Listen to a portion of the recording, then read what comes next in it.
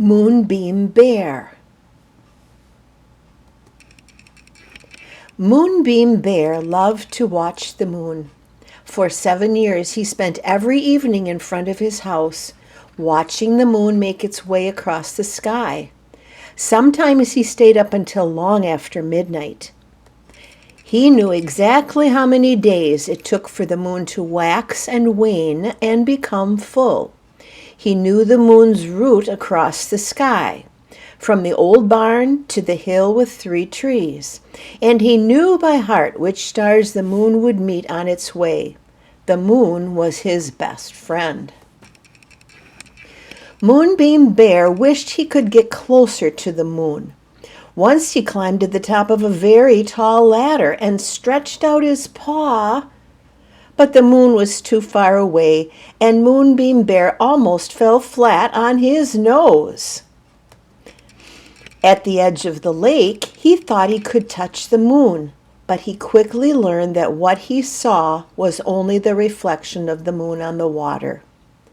Nights when there was a new moon were especially hard because the whole world was completely dark, and Moonbeam Bear missed his friend terribly. One night, when the moon had waned and gotten very, very thin, he had an idea. Moonbeam Bear hid in the old barn and waited for the moon to poke its nose over the horizon. As soon as it did, he tossed out a long lasso and pulled the moon down from the night sky. The other animals were a little surprised about the total darkness that night, but they thought it was just a new moon and went to bed early. When the moon didn't rise on the following night, they were very concerned, and by the 3rd night, they decided to call a meeting. "The moon has disappeared," said Wise Crow. "Has anyone seen it? Does anyone have any clues?" "Come to think of it," said Rabbit, 3 nights ago I saw a bright yellow moon glowing from Farmer Jones's barn. I bet you he stole the moon." "What a rat!" shouted the animals. "If that's true," said Wise Crow, "it's up to us to set the moon free." "But it's so dark outside," whimpered the lark. "We can light the way," said the glowworms, joining together to form a beautiful shape in the night sky. Soon they were on their way. Woodpecker was in the lead, banging on his drum.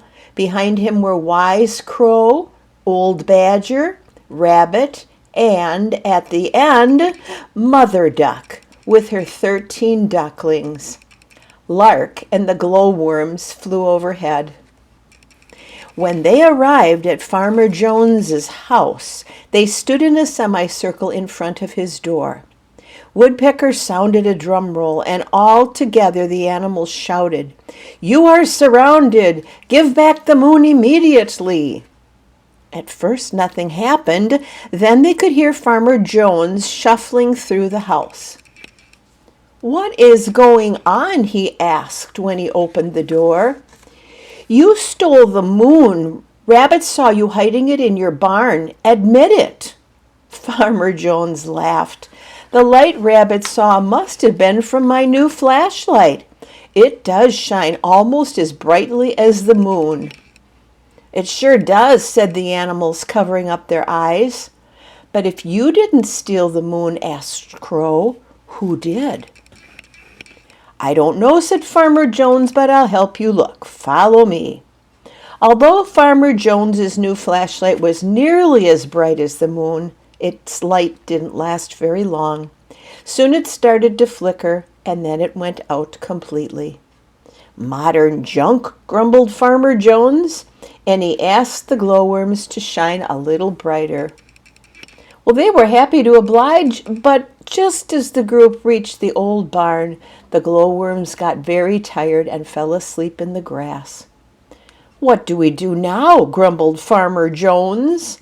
"Look, look," shouted the ducklings, jumping up and down. "We see something bright over there." "But little ones," said Mother Duck softly, "that's Moonbeam Bear's house. Maybe he has a new flashlight too. I don't think so, said Farmer Jones. Something else is behind that light. Follow me. So they marched over to Moonbeam Bear's house. When they opened the door, they all gasped. There was Moonbeam Bear with his arm around the moon. The ducklings started to giggle, and soon everyone was laughing so hard that Moonbeam Bear put his finger to his lips and said, "Shh, I'm trying to read the moon to sleep. If he doesn't get enough sleep, he won't shine as brightly tomorrow." "Well, wait a minute," said Mother Duck. "The moon belongs in the sky where all of us can see him. You can't just keep him here."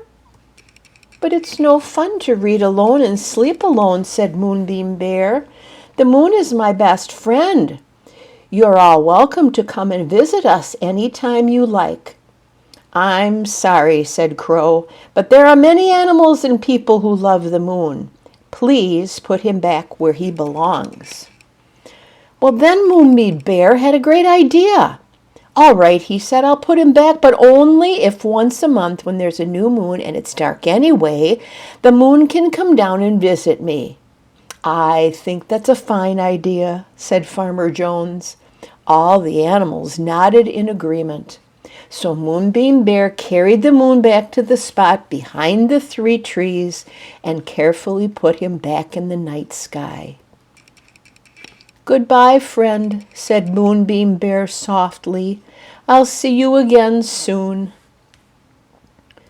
Ever since that night, Moonbeam Bear watches his friend as he moves across the sky and carefully calculates how long it will be until the moon can come down to visit again. Sometimes Farmer Jones comes by and Moonbeam Bear tells him all about the waning moon, the waxing moon, the stars and the planets, and all the amazing things you can see in the sky. Farmer Jones just loves these stories.